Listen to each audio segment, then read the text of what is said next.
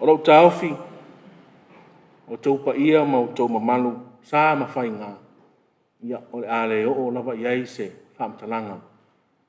Ale au au nei tai ao. O Samoa o le tunu o uma o le tofi. Ai o te manatu o le tai ao le nei. Ia tu whatasi ai tātou lotu. Tu whatasi o tātou nganga. E si i le vi inga ma le whawhitai. O moli moli le whamanu. O tātou o tua sisi di ese. O ia e ou mana ma malu o malaba. O le whaulai o le lofa tū noa e whaala mai o na alo i e sukariso. O tātou tau nuu mai ai i le whaamanatuina o le 5 tausanga. O le tātou whaala putonga nupi wha i nei tai au. O le wha moe moe nā i tai au nei. Sa iai lau tartan noanga wha peutani ia leo te ai atu ele i su mai ia members o le tātou diplomatic corps. O le la, ia o le a tātou a matan loko lame i nei tai au. Tua mai sau pati mo Yesu.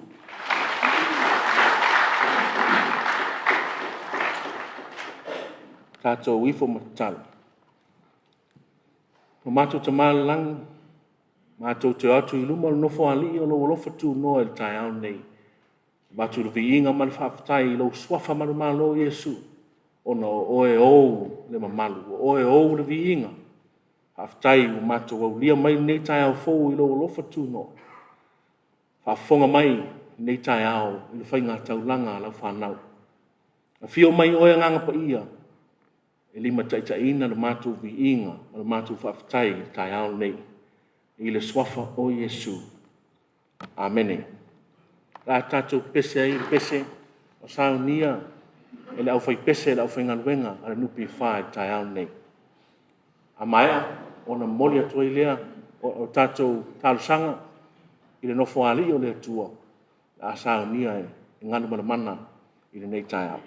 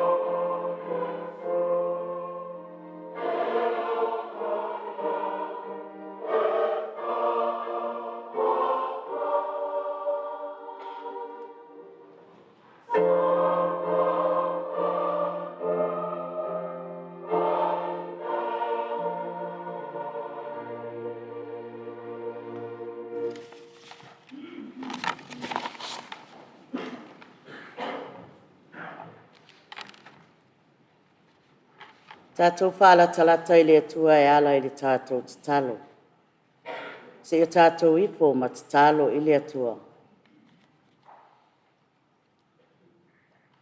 Ua tala mai le langi le mamalu o le atua. Ua whaalia fo'i le vānimo nimo ngā luenga mamana o na au. O lo tau atu le upo I le tasi aso I le tasi aso. O lo whailo fo'i le poto I le tasi po I le tasi po. Le atu ae lo mātou tamā. O le ngangana moli maulea. O le tasi aso I le tasi aso. Ma le poto na langona I le tasi le afe iwa se lau pitu skulu ma le lua. Ina ua petalai I na ulua I whaatuina le ne ia la manuia mo Samoa ma ona tangata. Lea ua 50 tausanga. Le atua ua tini pa o le uto. Ua pasisi pasasa. Le aso ua anini. Anini ave avai. Se ua tafia pese. Ua tafia siva ono mea I la ua fio. Awa ua whaati ele nei whaala poti patonga. I le maa salafa. I oe le atua. Aua lava ni ia te I mātou le vi inga. Awa se anoa le tu mumusu. Male ngaluenga le oa o lo wanganga. E le tau lau o le nei wha moe moe. Lau ngā luenga wha susu ke riso I nei tau sanga I 50. A lea ua tupu. Ua mawhala. Ua toa te leo tangata ua mapuai lalo o na lala. Peitai. Ele ai lava se whaiwai asa ma le mau mau. O le upu tau tino. Mata mai lava I le ali pule. Ma le pulenga. Ma le aufai ngā luenga atoa. Le se ma wha le tonu I lau sila whangati. Ele ati po I se olo I le whaatau waa ma le whaatau mala o le komiti whaafoe. Talo whai. Se finangalo o a whaina. Se anganga ua tinga. Se loto ua manua. Ona ole mātou au nanga. A vea la mātou iu peli auro. Ma au wala e whaafowai. Langona ma au nanga. Ma ia wha maoni ma mio tonu o na mātou whai. O lo maliu ke riso. E maa ngalo ai mea uma. Awa e tusa I lau wa fio le afe o tausanga. Ma le aso e tasi. So wha aua mai au wha manianga le atua I le ne au fia. A mata mai le mamalu o le malo. Se ia o I ona tūlanga wha alupe. A vea ia tupulanga ua moli maule ne aso. Ma avi fe au mo le isi 50 tausanga. Le asavalia. Ina ia whaata ua pea tangata I lau whaasoa mau manuia. Awa o le atua lava ia e fina ngalo. Ia manuia le pale alii o ana ngaluenga. Le tamalo whai. Mumu pea o mea alofa.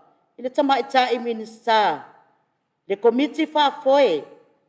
Le pule. Ma le nei au whai ngaluenga. Na ia susulu atu. Ye oi fale uma. Ma wha atoa tele ina nisi. E soi fua I lo maa whana tama. Le alo. Ma le anganga pa ia. Amene. Amene.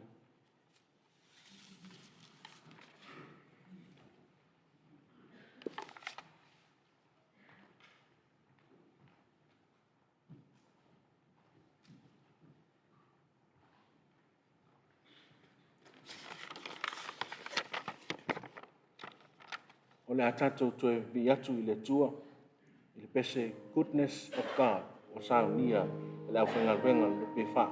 O maea, ona whaitauina la ia o le fionga a le atua, e le fionga a teo malo semo ki le meti.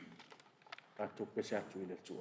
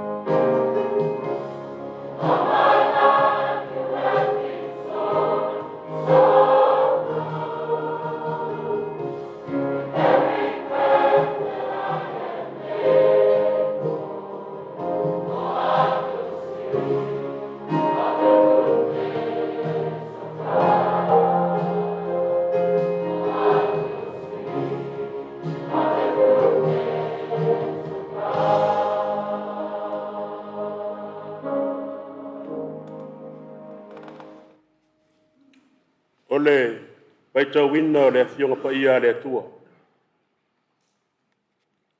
O tusi filifilia o le nei aso, o le a maua mai lea le tusi kenese, o lona mataupu mua mua, e faitau wina le fai upo e lua se furu mare ono, i e whangata le lua se furu mare vana.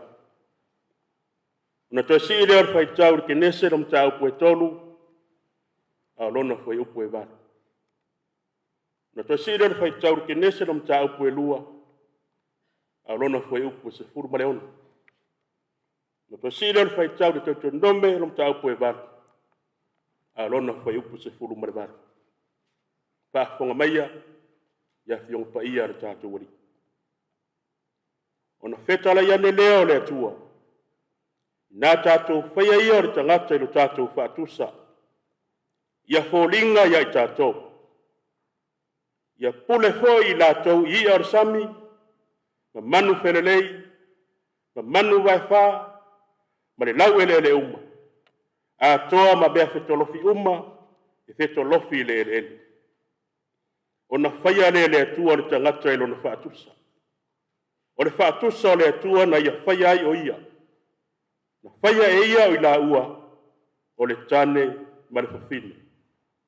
O whamanu ia foi e le atua ia te i la ua. Ma ua fetala iatu le atua ia te i la ua. Ia whana whanawia, ma ia uruola. Ma ia tumu ai le lalorangi. Ia whato i lalo iai. Ma ia pule hi ar sami.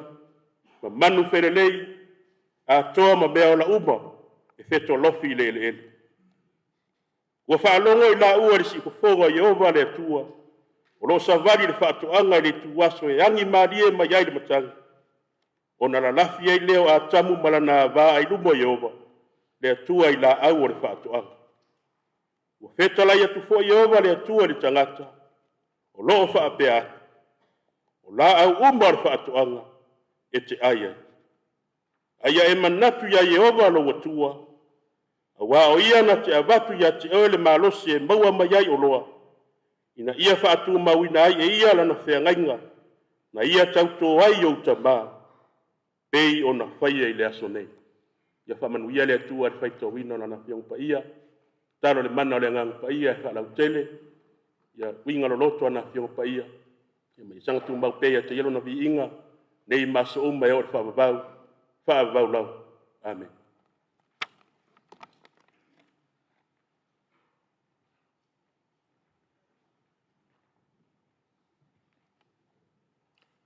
Ua tātou tau nuu mai taimi tātou te whalongolongo i le whionga le atua nei tai au. Mai o le awhapea na mori lea e le sunga i whawhengainga a Pastor Dean Rasmussen. Pastor Dean ia o le taitai le kalesia Vailoa Bible Fellowship i Vailoa lea ua sifi nei i lanoa nea. O ia fo i o le whaururunga o se ministry i le ngata i Samoa nei, a New Zealand, Australia, Amerika Samoa, ia whapea foi ma Amerika. Ma ia te au whaaloalo i tai au nei o te wala awa tuai i lau sunga Pastor Dean nei tato upu nei tai au.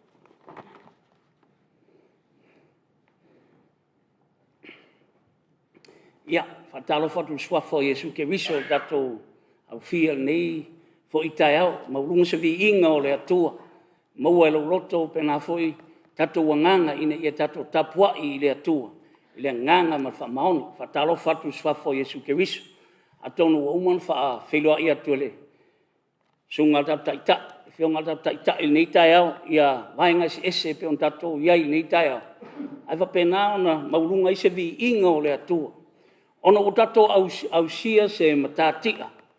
Ma fuain tato mai whaatasi tato te whaftai. I luma o le atua. Ona o le aulia e nupi wha Samoa. ia le 50 tausaga iu peli au. Amen. Mai sau pati mo Iesu nei tai.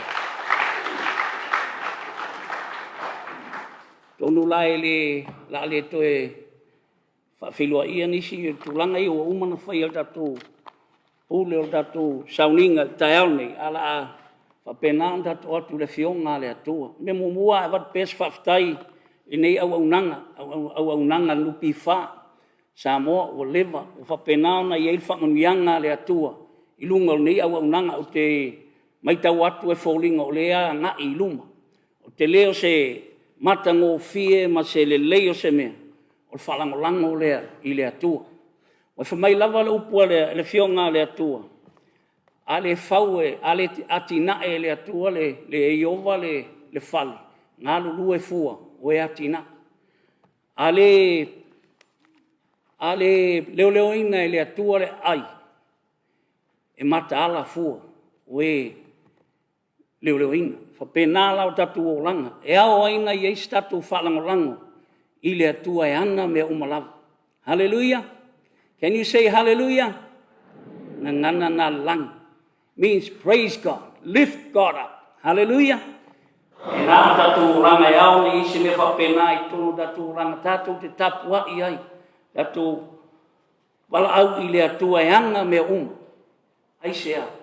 Ono tu atu o tu ranga lea. O le ingoa o swafa e ave i le atua. O le atua e ona al marasi O le atua e ana al poto O le atua e ana le oloa Mea la ia, e au aina whalango lango tangata i le atua. Wai uina e tangata e le atua mea ia.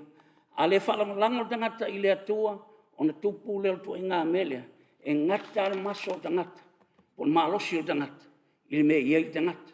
A whalango lango tangata i le atua, e au sia, ia mea le i mafauwhawina. Mea ele i o le loto, ele i o le talinga, ele i o i mata. Me wa saunia e le atua. Ue alo lofa ia te ia. Taua tele. Amen. Can you say amen? Yes. Hallelujah. Le atua na mo oe. Le atua mo. Le atua mo laulang iu. Oi ana whai. Whaina u taitaine tasi a tatou se talo. Tatou i loe le fionga le atua. Uia le atua ia te oe ni tai au. Tatou ifo matau. Whtaita mā. Watu vi inga mal whamanu ia te oe. Leise atua pe oe pule i mea umalawa. Leise atua pe oe a wala mai eilu whamanuianga i lau whanau. Whapenana mato o mai o luma. Le ngata ina ia whaftaia le au nanga i tausanga e fia. Mai le tasi iwa fitu lua. Se ia o lawa nei lua afe. Lua sulma lua. Whapenana i eilu tausinga ma lau pui pui. Penana lu ngana lo a i eilu whamanuianga i mea whaia lau whanau. O nā foi, e tupu e manuia. Whalangolango atu mātou i ate oe. Ina i e whamanuia pēr. I more anga i luma i tausanga o i luma. Mato fia mato anganga whaftai me wa e whaia. Me wa e whaia mo lau whanau tu tono Samoa. Wa te alofa i tangata Samoa. Leis tangata i te lea alofa i e laulangi umana e whaia i mātou. Whapena ina a vatu vi inga mo le anganga whaftai o mātou loto i ate oe. Ma tō whape atu o le atua tu spaia, o le atua na, o le atua soifua.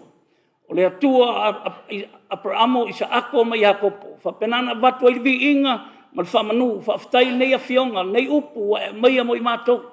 Ina ia manui ai tangata e tōtasi. Ina ia manui ai le ainga. Ina ia manui ai se nuk. Ina ia manui ai se atonu. Ina ia manui ai se kampani. Po se au nanga, esi. E ao na whalangolango me uma i a te oe. Wa oe le atua e ona malasi ona poto e ona foi, o loa Whapena antu i nā tō matu tangata i au ao. I lau whamanuianga i lunga i ai mātou. I nei tai ao, nei sauninga, pui ma i ai lau anganga. Tau tala lau upu i tono matou loto. Ia ta tala matou loto ina ia whaalongo i lau a fionga. Ina ia ngā lue oi tono matou olanga. Mole manuia o tangata Tangata o Samoa, i le suafa o Iesu Keriso. Le ngata i tangata i al whanau o Samoa i nei, al whanau o Samoa i atonu i fafa. I iai pe al whamanuianga, i le suafa o Iesu. And everybody said, Amen. Yeah. le se nga whaftai nei tai au tato atu le fionga le atua po le upu le atua. E nei tai au. Ia o le whaitau ngā tusi sa tato whaitau ia ke nese mta mua whai upo e lusu ma leono. Sa tato mata mata, pe wha mata mata tato e tuspa ia. I se tau pulenga, po se pulenga sau mai tonu o le finangalo le atua e ana mea uma. O finangalo le atua e ana mea uma, ina ia pule tangata, i ngā ruenga ona au. Awana i aise si me, i lunga to me, o me ia, ua tuina mai le atua, i o lima, o au fo i lima, po au au, o au fo i lima. Ina ia whaia le lei luma o le atua, me wana mai mo oe. Ai tepa i le tu tamatau, ai tepa i le tu anga vale, ai tepa i le langi, ai tepa i mea uma, le se mea, e le whaia ia. Mea uma, na whaia e le atua, ai whai mo le manuia o le mei ngō tangata. A tato mata mata i tuspa ia te lelea, tuspa ia, nai lau lima, whaitau ia sa uma, vai aso uma te whaitau ai, o tusi a le atua mo le tangata. It's God's plan for man. Hallelujah. God is good all the time. Le lei le atua. I lai tusia ke nese lo o whamata tātou si tau pupulenga. Por pupulenga le pule i tono le finangalo le atua. Ia whai tangata. Ina ia pule ngā ruenga ona au. Whamaile ia whai i le whaatusa o le atua. Oe mau, Samoa, Britannia, Sainga, Tamauli, whai uma i whaulinga o le atua. E iai ina ia pule fo i la i ngā ruenga o ona au.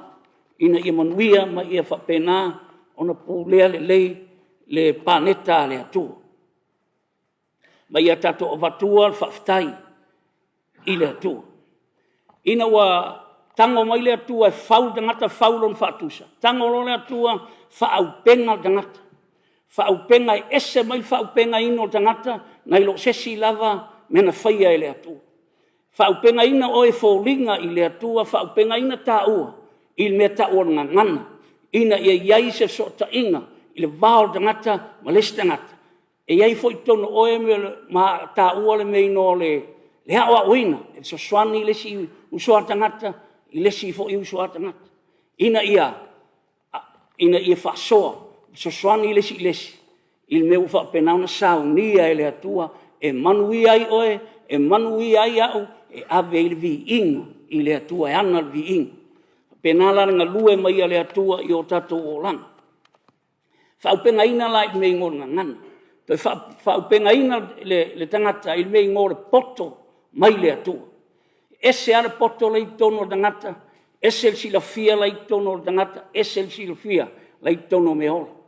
Aisea, na o tangata e mwhaina ruatu tono le ele, ma o mai eile ua mea lai ei tono, ma mai eile aulo lai tono, ma mai ai le taimane le tono au mai ai me ese mai tono le o fatonunga le atua e tupu olola mai ia fau le lalolangi atoa e amata i tono le etena na fina ngalo le atua mai to tono le etena e fau ai o tangata le lalolangi atoa e umai wa avea le lalolangi ngai mai etena mata ngofi ma wa ave le vi inga i le atua.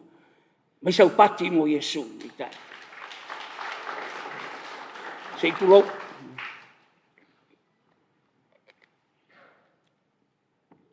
Ngalo la le atua ina ia whapena, ina ia vea li laulangi. Ma i tēnā waifa mai a, subdue the whole earth. Ele i tu ua se i tu lau lawa, ele i tu ua i se elefangi al nā poto. Se i tu lau, ele i tu ua i se kolila, le ina tu udangata. Ala me tupu ia tātou, ai ta milo i laulangi atoa, o ai lai pule, lai rane, e tangata le laulangi ale atua. E leo pule se si meola e uina, si tulau e uina na malosi le, e whane ma leonga i tangata, e leo pule ai mea na, i laulangi ale atua. O tangata, ai sea, o le pulenga ale atua ma i amatanga, e pule tangata, i ngā luenga o ona au. Hallelujah! Tai leli, o le atua e lofa i ate oe, e lofa i ate au, ina ia whawina o tatou olanga, i ona luma. I le whai upu la suma le ono le sa whai tauina, i le mata upu e lua kenesi. Wha atonu ai lea i le atua atamu, i le mtau po tolu e asi mai le atua ia atamu le afiafi. Ele o le pulenga e fai sa loto i le tangata, lona loto i mea le atua, ai ao na whalongolongo i le maftanga ma le atua, mai to tonu al maftanga ma le atua, e te pule le lei ai, me te fai. E mai tonu maftanga ma le atua, e te manui ai, o to tonu foi la ina, lai wha tonu ai le atua, ia atamu ma ewa, i me le lei ai, ma me e wha le tonu ai, me manui ai, ma me e malai ai, alo mai i, ai alu atu i, mai whanongolango i le atua, o na manui ai leo lau lang. Nā le tai mai i le atua, lana pulenga i leo langa o tangata. Au tato sila fia, wai una ngasala tangata ma o leanga. O leanga o tato mātua se itulo wafaina i le ngasala o leo sta ia le atua. Tatou la, mai la upua tuspai, whanau uma mai tatou ma le ngasala i manawa o tatina. Wai ai, tonu le whai se pepe se ngasala, ala wai kongu whakuna. You don't have to teach him to lie. He will lie. You don't have to teach him, kile ka walua o yelpe pelo, i kai mi whangu pelo, kile ka wa o iai. It's natural. La me wa natural ai. Lana wa o le onga, o le ngasala, i tu tonu tatua, wha solo mai ale. Ai ina wa ngasala tangata ma o leanga. Ile i tango le atua tiai, lan tangata. Lan mena whai le atua, tongi ola le atua, lan tangata. Ina i to e mauar so ta inga, ma le atua. Na oti lo na ngana, al tongi ola, e to e whaola ile nganga o tangata, a nga ilo na atua, ma mauar maftanga, ma lo na atua. O le atua mo oe, o le atua mo. Amen? Can you say amen? Kongi mai so amen, voted amen. From your heart. Amen. Amen. Yes. Go give it vi le atua from your heart. Sa ili mai le atua, le tapua i ateia. Ma le nganga ma fa maoni. Sau mai fiflinga o lo roto. Hallelujah. Le atua na mo oe mo. Ina la wa sala dangata ma wa fa le tonu dangata. Ele i tia ia le atua, e fai le atua tongi ola. Ina ia fa pena ona man wia dangata. O watula i mai la tu aina tangata i lua, ina wana sala tangata. Tangata e nau, ina ia fio mai le atu. Ma tangata, e te i le atu. E lua to inga tangata, wafu ai, ma ua maua i tono tato winga. Le vaenga te i le atua, ma vaenga i whapeatu, le atua, a ele sau, ele manuia ni tangata. E au, na e fio mai. Tatu te hava fo ila i le atua i tulanga nea. Talu te hava i le atua i tulanga nea. A whapeo sau wo a. Si, kakalungo a fo le masaninga o le olanga. Se wo e masaninga sau i ati oi. Ke i le wae, o sau lo wo a whapeang. Whapeang e si au whamukana. Ai, sau fo le li lea. Ai la ngonga e lau wo lau kalanga. I le fia sau. Ai whanongo se sau wo whapeang au sanakala e la. I le oso i lau fia sau i ai. Ai whalongo longo a whapema. Whawhetai wa sau. Wa sau, wa malie lo roto po a meu te le mamla mai. O leo wa sau, e manuia mea Whapena le atua. Whapena le atua i ati oi. E ao, na e whai i le atua i sau. E ao, na e whai i a Iesu e sau. Au mailo wa ngang. A o waila ngang o le atua. O inala, e manuia i mea O me iai le nganga o le atua, mai lau paltusi e iai sa tonga. Sa whawhela na ngai oi le atua i le vālea o tangata i lua. To inga tangata e nau kai po apelu i le atua, ma tangata kai po kaino e ti ngā i le atua te ele. Sa whawhela ngai oi mai le atua. Ngai oi mai le atua i whamanuianga e lua. Ngai oi mai le atua i whamanuianga e lua i to tonu o tatou o langa. Whamanuianga lau ai tele, po whamanuianga lau tele ale atua, mō tangata uma. Ma whamanuianga whapitoa ale atua. Whamanuianga lau ai tele ale atua mō oe mō au, mō tangata uma. Whamai e waelona ua marona timu. I lunga o e ame o le lei, ma e ame o leanga. Mai lau po tusi e o mai e ia fuata. Il tusi o maruenga e mai e fuata. Ina ia ai mawhiwhia i tangata mamanatu ifo. Olo o iai le atua soifua. E leu ane, lon tangata, i le fina ngalo le atua, wai le isi si e pule i mea ia. tau te le pule le tinu, tau te le pule le la.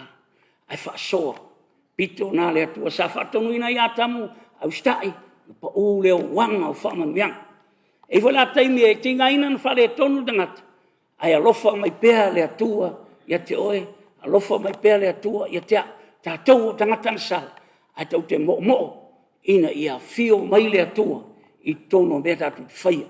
Ai ai le atua i tonu se plokalame, e manu mālo nā plokalame. Ai ai le atua i nupi wha, e manu mālo nupi wha. Ai ai le atua i tangata e tasi, e manu mālo tangata na e tasi. Mai sa iai le atua ia Iosefa. Fesa ia Iosefa. Sa i whalpuk whala whatau e ona uso, sa i whalpui. Ai whamai to tono whalpui, sa iai le atua ia Iosefa. O maurunga lau whamanuianga mo o lau aitele ale atua. O whamanuianga lau aitele ale atua, le iai le tinu, le iai le la, le te ola mai o e malosi, le te ola mai, ma e soifua mai, o le ia te oe le manuia, ma e vatu le atua manuia ia te oe. Ai whamai le upo tu si e whina ngalo le atua, o le leio o le atua, le anga le leio le atua, e va e ai to tonu oe maau salamo, ta te o i le atua. Whamanuianga lau aitele la nā le atua, la ia te oe pulena, lei tangata o lau langi pulena, tono kampani pulena, tono aing, lai tuu mai le atua. E vavai mai le atua, pe te nau watu, ia te ia, e awala i ona whamanuianga. Ia, o le whamanuianga lona lua, po le whamanuianga lona lua, mai le atua, moi datou. O le whamanuianga whaapitoa. Ina wa sau Yesu i laula. Mai na sau i lona no, tu si Ioane am ta mua fai upas folu se la suma lo.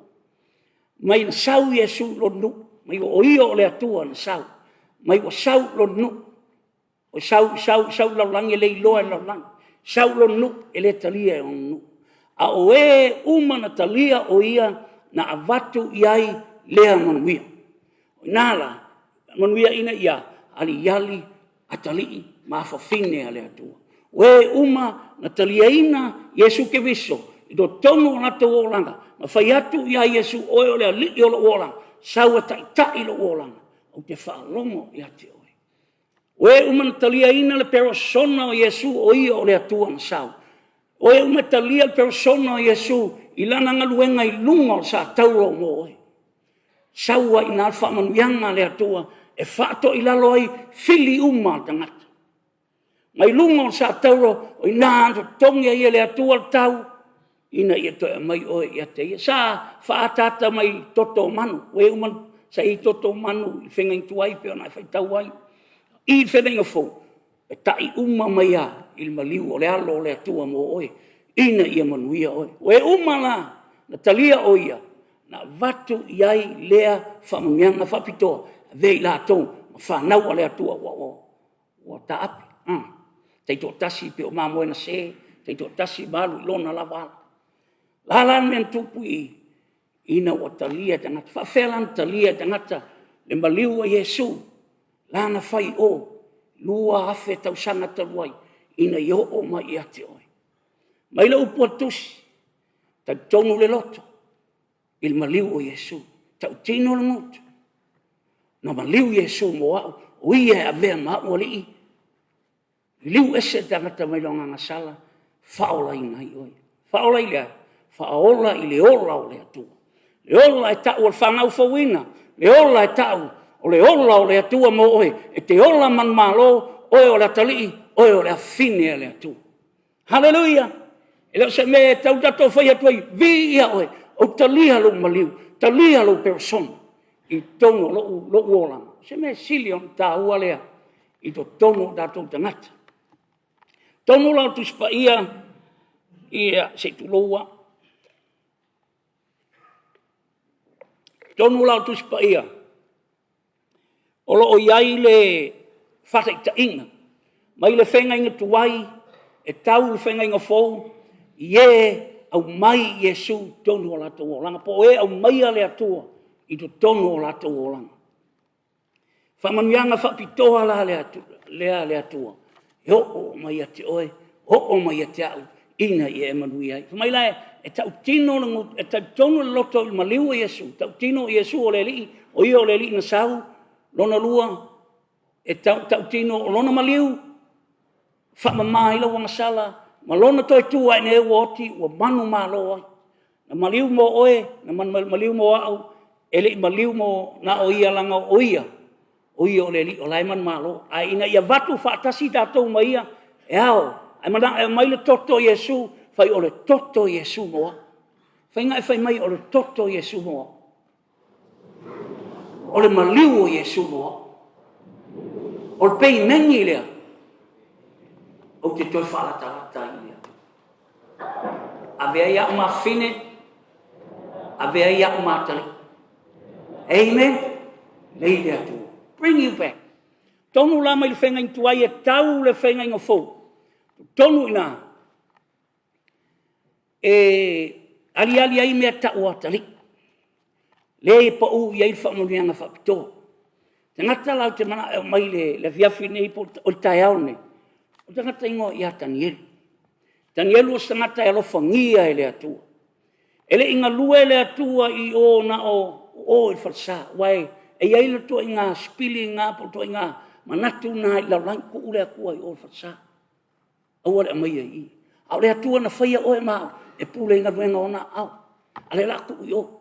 Le ai, e au mai e Danielu i to tonu al me whainga ruenga ai, to tonu al me nofo ai, to tonu al loto Danielu, mai ngā lue i Danielu na. E ao ngā e au mai ale atua i tonu. E ao ngā invitinga pe o le wōna o whai atua ai. O tūlanga la o te mana e mai, o le mea lai whai e Danielu, i tai ao tai tasi. Ma uli, ma fiafi, e to tūli ma te tala. Ai whamai le whamtalanga i winga i te talo a Danielu. Whamai le whamtalanga i winga i te talo a Danielu. E te talo ma ave le whaafetai. Danielu, o lai ave whaatangata o taua i tono Papelonia. E lo san tupu lai au na iai. O tupu o le sinu, lai ave whaaka polonga fo Iosefa. Tono ai kupiku. Ao Danielu i tono Papelonia. Ai ala et Danielu i aso taitasi. Ma ave le whaafetai i le atu. O le whaafetai, lan mea linga tato to ua le whaafetai i sesi. Ona o lona hanga le lei. E whaatepa o e maau e le atua i lona le lei i loa nganga whaafetai. When you are thankful, God makes you look at his goodness. O inala, e ao na iai le whaafetai. Whaafetai o le iai stangata iai a. Whaafetai o le iai stangata iai oe. Whaafetai o le te nofo i tono Samoa. Na filifili oe le atua e te au auna i tono Samoa. Filifili fo i au. O te au auna i tono Samoa. Ai whaafetai le alofa o le atua. Wā, ai mata la, e whaatepala o le loto whaafetai. Whaafetai, e lua me whai, alo whaafetai o mui. Lai kiki fo kau pasenge, ne kau sanga. Kiki fo kau pasenge, ne kau sanga, ole. Moi me to ulu mai lau ai. Mai asi tinale. Ai, uli ei lalo lau. Ai whamai, o mea ia, e me whain whamanui ai le atua. Yesu, tū leo Yesu ma whaafetai, i areto ai lima, mai ai lu. Ai whawhanga ai lima. Ai whaafetai, e whaatupu e le atua mena i lau lima. Ai te whaafetai, te ronga ngai whaafetai sangata. Whaafetai, oe ona mea ia. You hold this. You can bless me. E ma whaina e whaia menei, ma whamanuianga i lo uolanga. You can lift me up. E te iloa whai le au nanga, le atuae o te leilo whai. You know how to do it. You can bless me and I will be blessed. So stangata, na invitinga ma mai le atua i tonu. Sa whamanuianga i tonu tu spai. Mai moni. Wae, e fwito i ngā whalatalata, o lele tau talai tusi mai, whalatalata mai nei tangata i lato, i lau ngutu, ai ma maua lato loto. Sau mai whiwhiringa o lau loto. I thank you, Lord. I praise you, Lord. Sau mai whiwhiringa, from the choice. O tonu lao le whaftai, e si i tātou e whaftai. E mata i le mata utia. O mele lei wa e whaftai nei la ile atua ola. Ele umani me te ono whaftai ai. Lalan me whapula i o tātou mata. Ele lei le atua. A ole le lei lea. Ese le matautia. e le uma. La me tau te whaia, e whaapupula i te leo le atua, i le te leo rona le lei, e tātou te aver vi inga i le e matautia. Tau te aver le vi inga e matautia le atua, na whaia le langi, na whaia le lalulangi, e matautia le atua, e ngā lue mai longo langa. Te ilon mema na oi le atua, ele wapur ke leo kako wanga sala. Mana o le atua te whatu tuaina, o oe ma i longo langa. Mai le tusi nai le sa tauro, e tau tino le, e tau tonu lo tau tino le ngutu e o mai ai, le ola ma le ami o tonu, lua mea, ola ma le ami o tonu, le ola ai, le ola o le atua, ami o tonu ai, ami o tonu o le atua. E o mai ai le ngalu wenga a le atua i longo langa. O ina la le iai manuia, amen? E le o le lei o oe, o le lei o le atua sau e wha le lei oe, sau e wha le lei a. Mai lunga o toto i Yesu, mai le pai a le atua i longo langa, e te le lei ai, e sui ai lo loto, ai maise pe a nganga whaftai. Hallelujah. E hao na e nganga whaftai. Nona lua, sau le wai watu na mata utia, i o la le si me wai vi. Whapupula umata i le vi inga, le pao le atua, tua i le lai lon tulanga, tua i masina i lon tulanga, tua i fetu i lona tulanga. Mai tangata lalangi le ilopa la le unga lalangi pe i use pomu pea, o uma na whaantalaina le atua ana mea uma, le awala e wha umai. Awa sauni a tangata, le awala e sau ai le atua, tu tono alona loto, tu tono al mea te iai, sauni a fo i le atua, oe, e ile mea leile langi le whaatali mai, pea e pasi alo langa ni. He's got something for you. Hallelujah. That is God. Iai hanga au le excited ah. Ai hanga au le fia i le mea. Ai whatua tua, e iai lau response. Ia le sibe se ukaku, kuele po ukaku. Se ikaku oi laka pi, vau ngakala usunga. Ai, kaku mai le kale si, mai ala upo tusi. Pati i o tatou lima. Sama sau pati mo Yesu le asolo. Sau pati mo le. Thank you, Lord. Amen. O le atua e le lei. E le whapela a le lei le atua. Na le whauia le o oe. Mau. I to tono whawhitauli. E iai au whawhitauli. A e whalangolango i le atua. O to tono lau whawhitauli. Ma e whawhetai tono lau whawhitauli. O ina e ngā lue mai ai le atua. Ma whai le wawen. An me la whai fuan wawen. Nga pe a le iso whawhitauli. Ai ma fuan whai wawen le atua. O ngai koe restore. Tu me i lato tulanga le lei. Ai a watu e tātou le nganga whawhetai. Ina o whawhetai Yesu. Alu watu mata ngō fie o le ai. Au at whapeo lai 30% e pau te lei. Avel whawhetai i le atua. Hallelujah. Wa le nganga mui. Ke ngofo i mawha le au ngā. Ke ngofo i mawha i papa pungi il vau oe ma le atua. A le nganga whawhetai. Le nganga whawhetai. E te whapopoi. Whawhetai o leke ngalue mai. Whawhetai wa e sau. Ti ngāl whina ngalo le atua i tono Israelu. Ina wa whapeatu ia Israelu. O iai e ale atua i tātou wā. Au te fsiri whapena. Ai e whapeane. Tau tino te tono lo tau tino lo fonga mai whapeatu. Yes. Jesus is amongst us. Lena maliu mo i tātou o le atua le o sau. Lewa mailona nganga. Tātou ta maa o le langi. E alofa i tātou. Mena na maliu a Yesu. E lei maliu Yesu. Lei mas whapiko o le atua.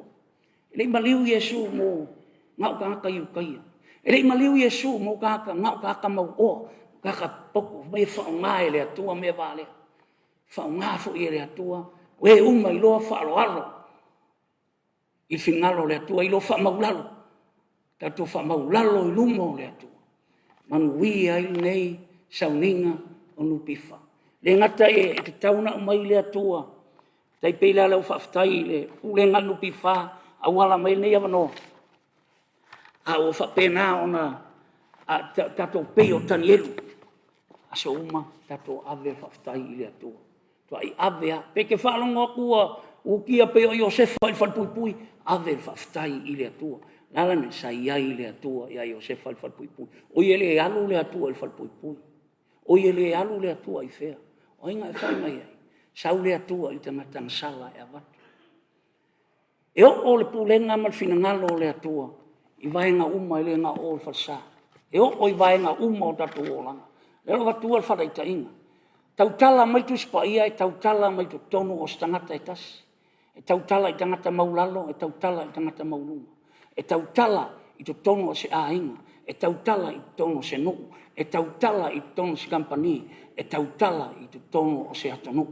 O le atua nā mo oi. But he's a gentleman. He will not force himself on you. You have to ask him, come into my life. I want you to direct my life. And God will come for you. Ele kele la kiki kele la le lo koi le atua. Kele fo la le mfenga la kule atua ya te oe ma pe tafa maulalo. Everybody na maliu Yesu mo tangata uma mai sau pati mo Yesu ni tai.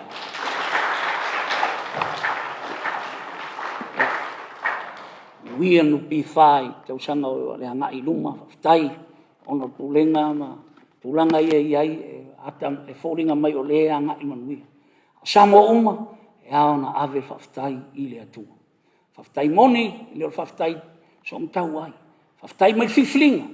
Kusa peke langonga o like it down mai le whiwhilinga o lo loko. Wai wa i tangata ke whiu ai whai koe le suhi elong manaki.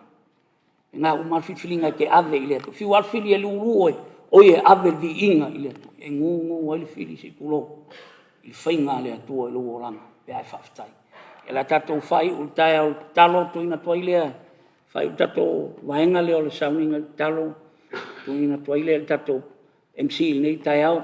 Tatou ifonga talo whaftai ta maa, whaftai lau a fionga. Tai lau upu e ngā lua e mai mo i mātou. Ina ia maua i mātou. Le sota inga ma oe au wala i maliu o lo war. Ina ia mato tau tino. Oe Yesu na e maliu mo i mātou. Na e toi tū mo i mātou. Na e whioa e mo i mātou. Ina ia maua i mātou man mālo. Mātou o whanau o tangata. Na e alofa i ai. Mo alofa tele le atua. I laulangi wa uina mai lona alo to tasi. Ina ia le whano se tasi.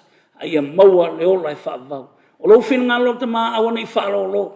Lo fina ngalo le li ina ia manuia tangata uma i o luma. Oe maulunga o kampangi o pulenga o alawa. To tonga Samoa tu inatu i awa au. Mai le tumutumu se ia o lava i tangata pito i titi. Tu inatu i awa au. Iai lo whamanuianga. Iai lo wanganga i lunga o Samoa. Iai la avea Samoa ma se la me papupu e mumu le li. E wale me e te fina ngalo i ai le atua. E te whaungaina me la iti, se nuu la ititi. A te whaungaina e loa i laulangi. Pe a tapua i Samoa i a te oe. Pe a auna Samoa i a te oe. Pe ona i whailosta mai Israelu fo. Ma nuu tele whapenana i au tafu. Sa e whailoa. I taime mā tau ai tangata taito tasi ma lato pulenga. Ma lato ainga ma tangata taito tasi i a te oe. On manuia lea, oe o lea tua e ana malo si uma. E ona poto uma. E ono le oloa uma, talo atu mo lupi wha nei aso, ina ia manuia pe pulenga lupi wha, ile su wafa o Yesu. And everybody said,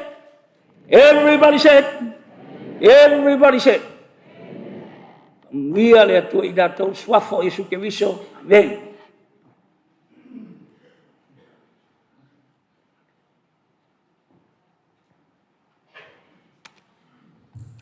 Let myself watch tele mo Yesu nei kai au. Ya. Mo le atu ngang whaftai tele i lau sunga le. Whawhengai ngā Pastor Dean Rasmussen. Ua sa ausi la wat whanongorongo fo ia le. Le mamalo la fia nei tai au. La wia whamanuia le atua. I lau sunga i whaatumu pēr la utu a wale. Fina ngalo mana malo o Yesu le tamai mamoe. O le a tatou toe vivi atu i le atua. I nei tai au, i pese we will remember. Tatou pe pese o mai, o te taina le au fai pese, le au fai ngā luenga, ane nupi wha.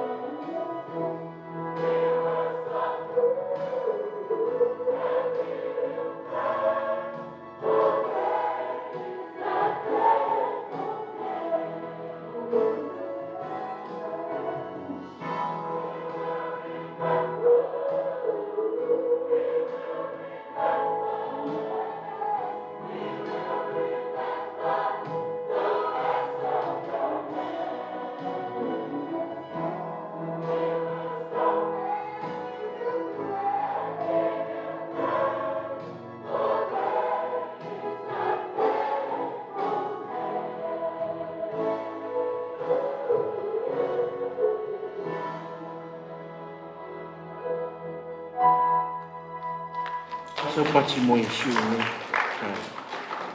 Let us pray.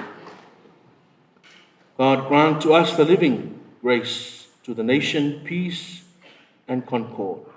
To us all your servants the promise of everlasting life, light to guide us on our way, courage to support us, and your blessing to unite us in service to you, our God, and this our country. Through Christ Jesus our Lord. And all God's people say, Amen.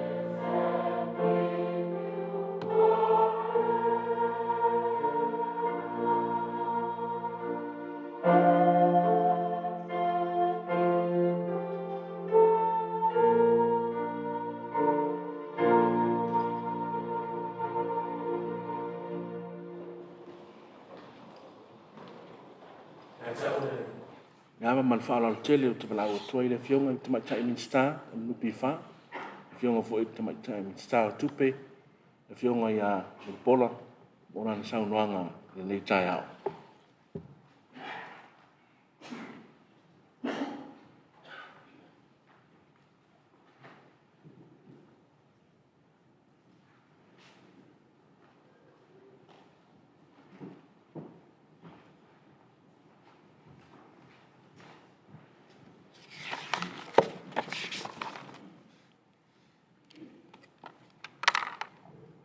Ia, o mai se tātou pati mo le li.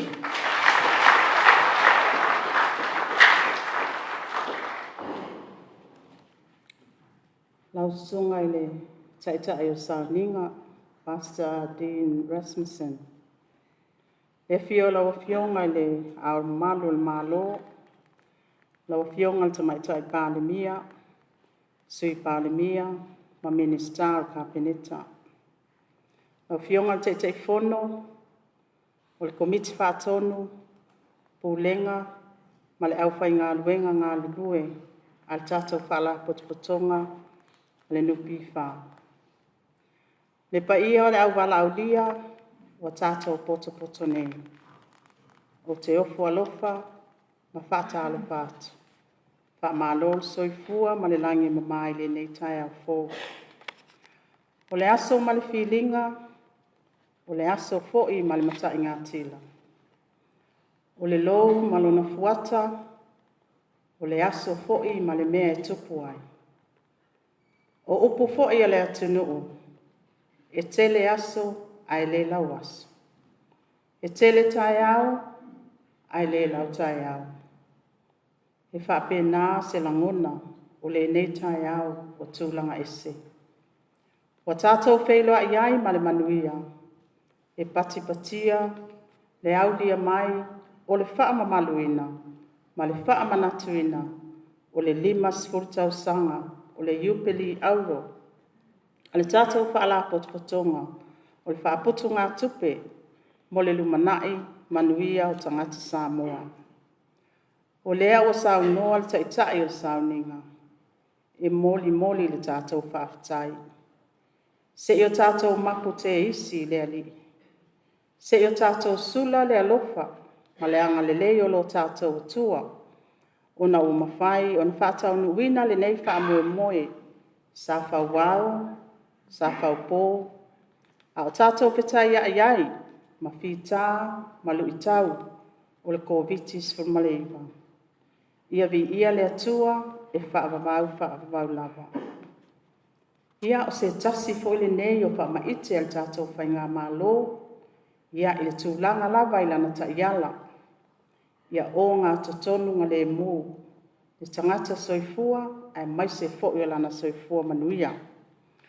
O le fo i e mamoli ai le anga ngā whaafitai, ia i le fionga le teitei fono, o le komiti whaatonu al tātou nupi wha. Lea o mawhai ai o na tātou potopoto i le nei aso.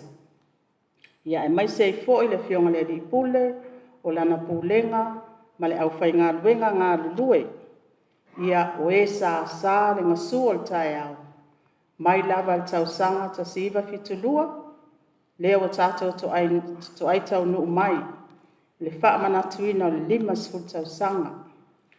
Mo le silafia, ia o le tātou patipatinga o le 5 tausanga le nupi wha. Ia o lo i tutono o le tātou kālena. O le whaamanatuina o le tātou 5 tausanga o le tuto o tasi o Samoa. Ia a toi tō manatu iai, ia e pangale anga le leo le atua, i lana whaasoa, ia o whapena ai on tātou mai tauina i le ne yaso, lona winga, e se 10 tausanga e matua ai tātou tuto o tasi, i le tātou nupi wha. Ai 3 tausanga, o te matua ai i le nupi wha. Ia paafitai le ngā lulue ma le soifua tautua, a le tātou wha la potopotonga i au nanga ese. Ia, o le tele o aso whanau. E whaatalitali i le tama ma le teine aso whanau i mea alofa.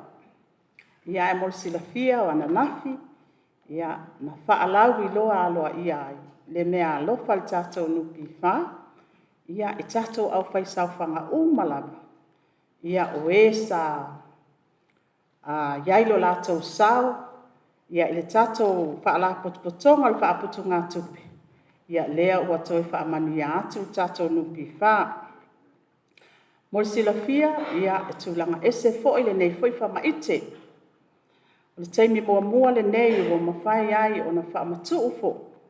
Ia le valu tesi ma le 2%. Ia ilona tau au wha, e ono sfun ma le ono, tesi ma le 7 miliona tala, i le tātou au whaisau whanga, ilona vaenga.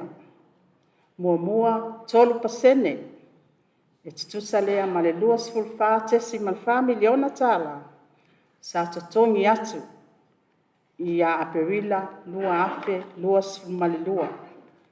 O le update mai le fionga le li pule an nafi, vai mai. Wa lei ona whaamatu pea o le 10% na a mata ai le aso lea.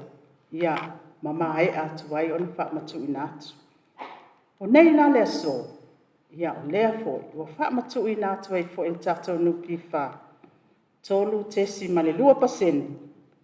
E tusa lea, ma le 2 ma le ono tesi ma le 3 miliona tala. Ia mai a mata ona tuina i le aso, toi whaamanatu.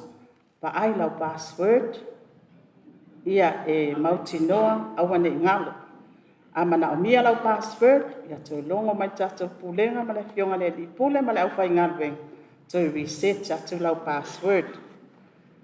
Ora masina o te sema, ia ole a whamatu atu ai fo i tātou 2%, ia e tusa lea, ma le 10 ono, tesi ma le 2,7 miliona tala.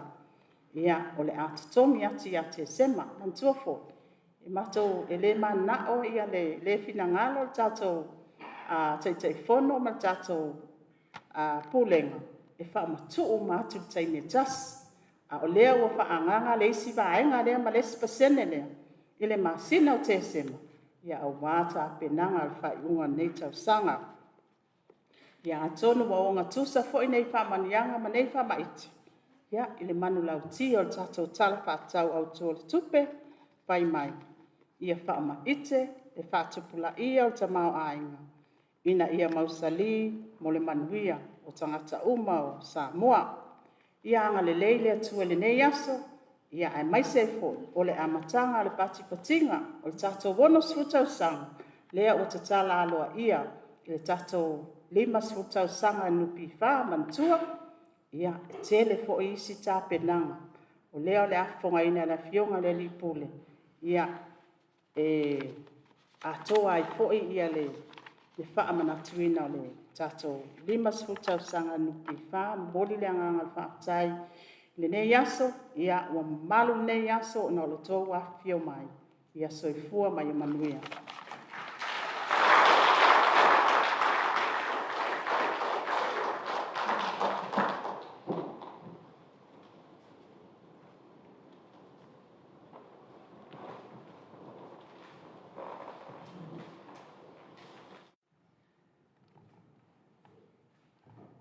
Mo le atu ngā whaapatai tele, i lau whionga mulpola, lau whionga minister tupe, ia o lau whionga fo i o le minister tatou nupi wha, mo le saunoanga manino, saunoanga matanga o fie whaala e au nei tai au.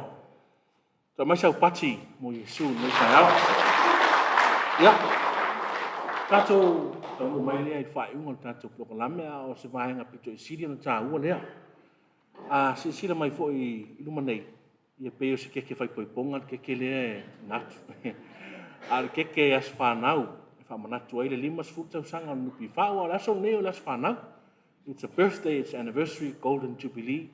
Kata sanga aku e kuku ia le candle kako keke lea po whea ia. Ia le afi, mole. Ai, o le ahusul tatou pese, e whamanuia i las whanau o nupi whamau te tala sanga atu le awa man whalalo. I le mamalu tatou o fia e mana ia e tatou tutu lai mai. Ia o te toe tāru sanga toi fo i malangang whaaloano i lau whionga i te maita i pālamia. Ia whapea fo i lau whionga muripola. Ia o le a tuina atu whaaloano e te lua tipina le tātou keke. E whamanatu e lupi le keke le tātou aso whanau. I le nei tai au whamona mone lau whionga i te maita i pālamia. Tātou tutu lai mai.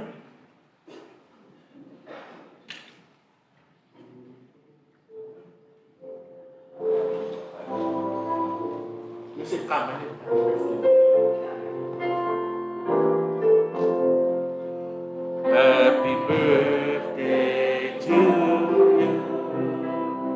Happy birthday to you. Happy birthday, Ruby Brown. Happy birthday to you.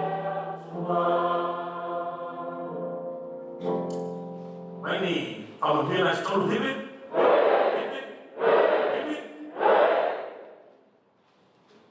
Nice part to take it.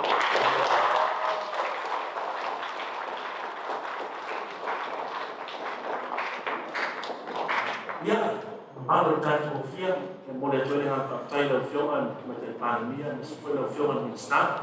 I want to talk about it, there is some year that to mofta and meet out. Tato luci mea fatasi, tato tatara noa, ia lau whionga i ngā maro fa tai lo whio mai i nei tai au.